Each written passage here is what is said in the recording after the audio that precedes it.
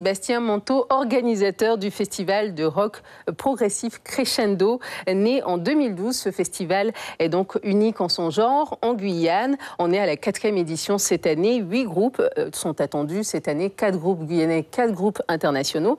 Est-ce que c'est toujours une niche de personnes qui écoutent ce style musical, le rock progressif en Guyane?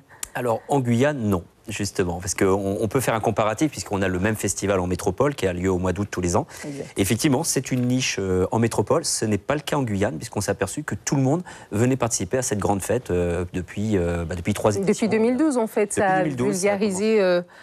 Alors, du coup, c'est des groupes internationaux qui viennent, le trio chilien qui sera là, Gangfly suédois, notamment un festival totalement gratuit. Comment est-ce qu'on parvient à faire ça ?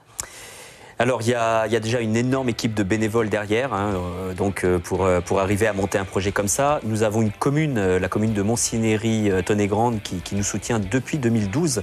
Et donc, c'est surtout grâce à eux qu'on arrive à monter un tel événement. Nous avons aussi les instances, la DAC, la région et bien évidemment les sponsors privés aussi qui croient depuis le départ en cet événement et ils nous soutiennent. Voilà. Donc tout ce petit monde fait qu'on arrive à faire un festival gratuit pour la population. Qu'est-ce qui nous attend cette année ?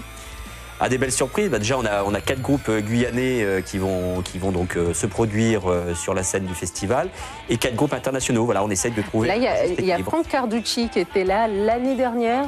Oui, il y a 2 ans exactement. Oui. C'est tous les 2 ans. Et effectivement, là, on a les images où ils ont joué sur la scène du Crescendo et ils avaient clôturé le festival. C'était notre tête d'affiche.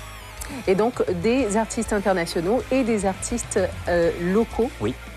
Et quels sont les locaux, du coup, que vous attendez alors là, on reste dans une mouvance rock. Alors, on ne peut pas dire qu'on est en local des groupes de rock progressif, hein, on est d'accord. On espère qu'on va générer des vocations, mais pour l'instant, on va dire on reste sur une scène rock élargie. Hein, ça va de la pop jusqu'à du stoner, jusqu'à du métal pour la scène locale.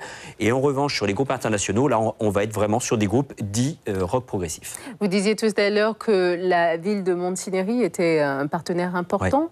Ouais. Avant de créer ce festival, vous avez dû toquer à la porte de beaucoup de communes. Ouais. Comment ça s'est fait? Pourquoi cette commune finalement? On a pas mal bataillé effectivement parce que c'était un peu incongru le projet tel qu'on l'a présenté, mais on a eu la chance d'avoir des personnes qui effectivement connaissaient le mouvement musical et trouvaient intéressant pour la Guyane de faire la promotion des musiques progressives, parce que dans les musiques progressives on va retrouver aussi le jazz rock progressif, et le jazz rock ça parle à beaucoup de monde, surtout dans les années 70, et voilà, là à un moment donné la ville de Montsinéry nous a ouvert les portes, la DAC nous a suivis sur ce projet-là en disant que c'était une belle ouverture culturelle de faire venir des groupes internationaux en Guyane, et voilà, la magie a opéré, ça a fonctionné. Là, c'est une grande fête où il y aura des artistes internationaux qui viendront, des gens venus de l'Hexagone, une douzaine de bénévoles qui viendront de l'Hexagone également. Vous prêtez main forte. Comment ça se passe généralement, cette organisation? Il faut les loger, il faut les nourrir, il faut... Alors, on ouvre nos portes. On n'a pas le choix. Oui. Donc on ouvre nos portes, évidemment on les accueille pour que voilà, ça se passe dans la bonne humeur et puis simplement, parce que oui, c'est une grosse organisation. Il y a des transports, il y a de la logistique, il y a des techniciens, enfin voilà. Et une façon responsable de gérer aussi votre logistique pour nourrir tout ce beau monde, qu'on verra aussi avec Fabien Sublet tout à l'heure sur le gaspillage.